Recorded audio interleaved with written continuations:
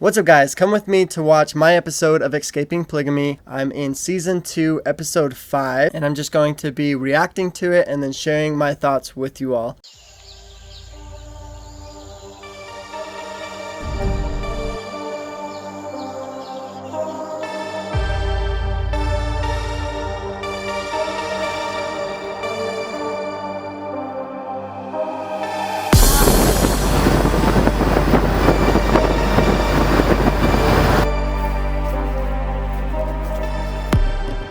Literally, Amanda and Rachel were just waiting at the baseball field down the street from my family's house where I was staying at the time.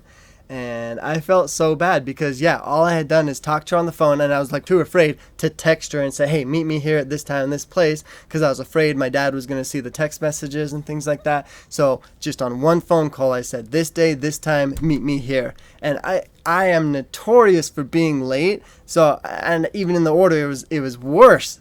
And so I was super late to this meetup, but Amanda and Rachel just stood strong. They waited for me. They were there, and it was amazing.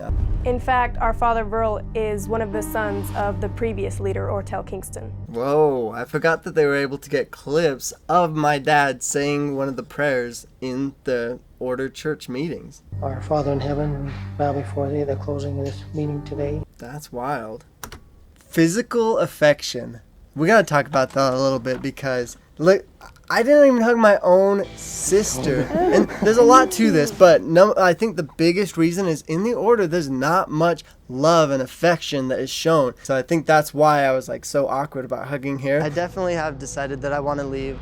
That was huge for me, you guys, to openly verbalize and say I want to leave was just a huge milestone, because there are so many times in my head where I'll say it and I'll think about it, but it's not real. I'm just thinking or maybe or whatever. But when I actually had thought about it enough and finally came to the conclusion, the decision to share with other people that I want to leave, it basically felt like you were just risking it all. You were putting it all out there. You were just putting yourself in a vulnerable place where people could find out. They could have told other people. My dad could have found out. I could have gotten in tons of trouble. All these things can happen now that it's out and in the open. So this was very scary for me. This was huge, but I did it. I think the easiest way is if I can go far away. That's another part about it, man.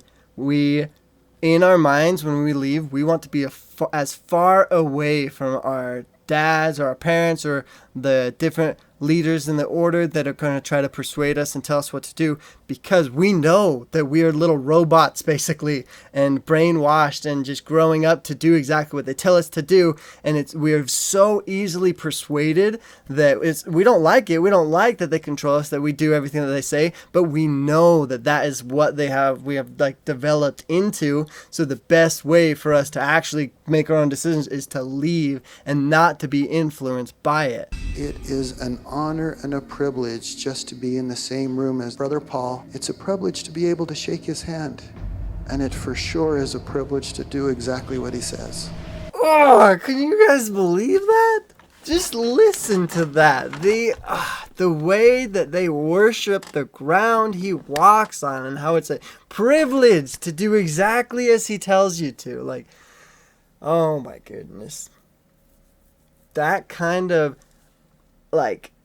unquestioned commitment is crazy.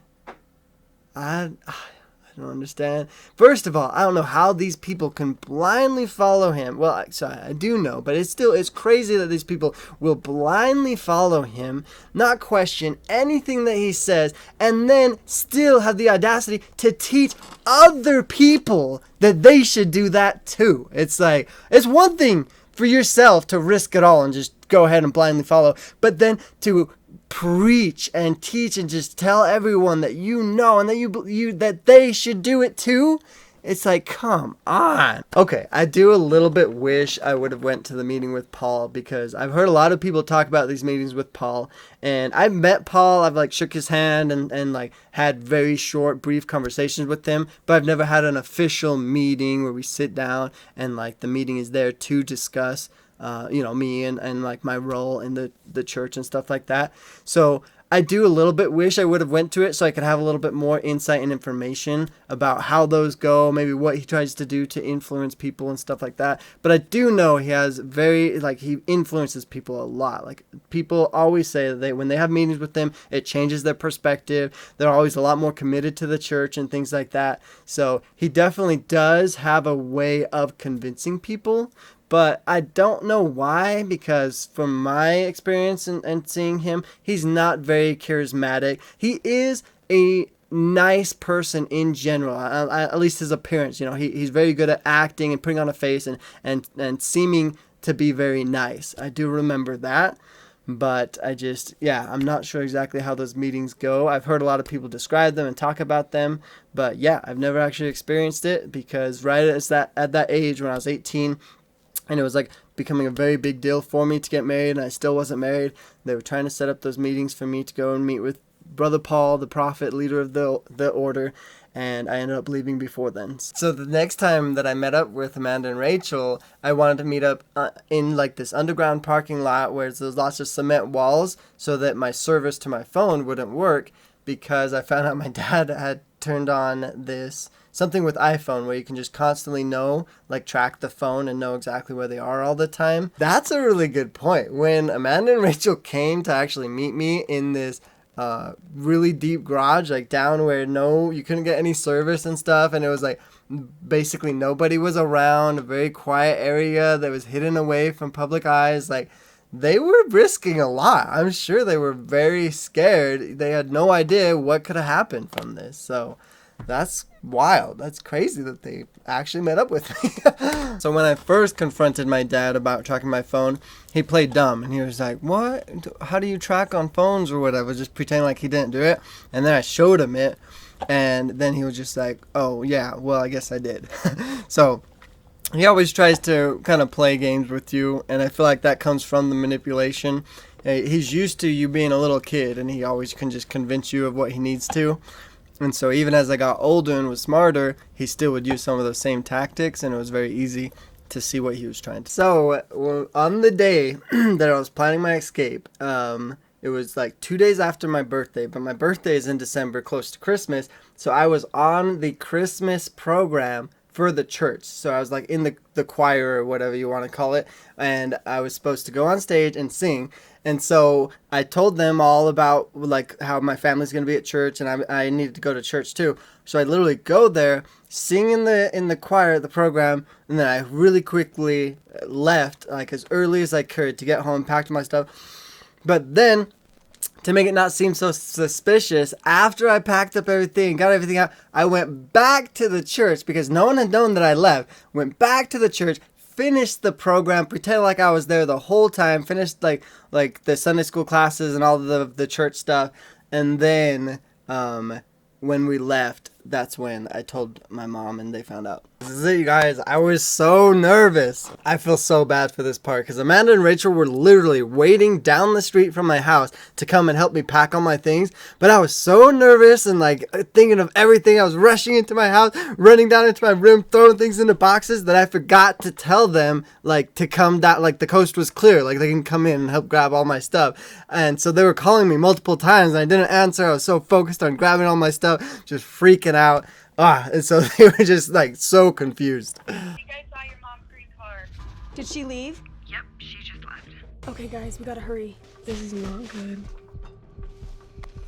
I freaked out. Like it cut my time in half basically to pack all my things and leave. So I remember being like, screw all this stuff. I only grabbed the stuff that was extremely important to me, and I left so many things behind, but I did not care at all. The only thing that mattered to me was not having to run into them and not getting caught as I was leaving. Oh, and those important things are, man, I'm so glad I was smart enough to know to get the title to my car, to get my social security, my birth certificate, all those things.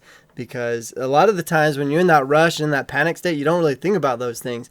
But luckily, my sisters were able to help me to remember to get all those. Yeah, when you leave, you really do not know if you'll be able to see them again.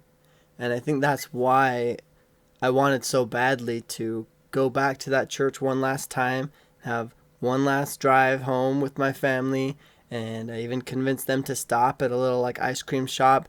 We got some food, and I gave them all gifts too, because I was constantly thinking about how it might be the last time, and I wanted to let them know that I still cared about them and that I loved them, and that was the only way I could think of to do it, to leave them with gifts and to do my best to just leave in a way that wasn't a big old fight and argument and causing all these problems, but to just leave without them knowing, quietly and peacefully, and leave them with gifts and hope that they don't hate me, you know?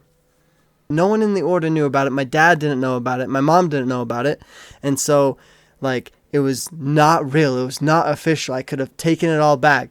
But from the moment that my parents went home and that they realized all my stuff was gone and that I told them that I had left, like, I went to bed that night thinking that there is no going back. And I don't even know why, like, I thought this way or what made it seem like this, but there was also some type of feeling about there was like, because it's more than just the act of me leaving, the fact that I did not believe in the church anymore, that can't be taken back. I can't just be like, just kidding, you know, like I seriously was all the way up until this moment trying so hard to like keep a good status in the church, letting them know that I'm a firm believer, that I care about the church, that the church means everything, I'd never leave. And then finally I'm leaving. I'm like opening all my secrets. I'm letting them, they all know the truth now. And you can't take that back. You can't go back to pretending like, oh, this is the place for me. This is who I am. Like it felt like I was permanently changing who I was, because I let people know that I was leaving, and I knew that everyone was going to see me differently. And in the order, they're not very forgiving. They're not very open-minded and accepting to you thinking differently than them. So I knew once they all knew, it was over. There was no going back. This was a one-direction shot decision. And so it was a very large impact, and it was super, like, such a big deal. It was extremely hard to commit to all of this. Hello? In this extremely emotional part where my mom calls me and she's crying on the phone to me, asking me why I had to leave, why I'm running away from the family, and just how horrible it's going to make things for her and her life back in the order, how people are going to treat her harshly, and how her own husband isn't even going to love her as much and is mad at her for her kids leaving. It's crazy. It's very sad. Well, that's the end of my episode. Really makes me appreciate being out and having the freedom that I have, and your life is precious. You have so much opportunity. And we're so lucky to be born in a day and age where freedom is attainable. And the opportunities in this life are limitless. Don't let it go to waste. Thanks for watching, you guys. Have a good one.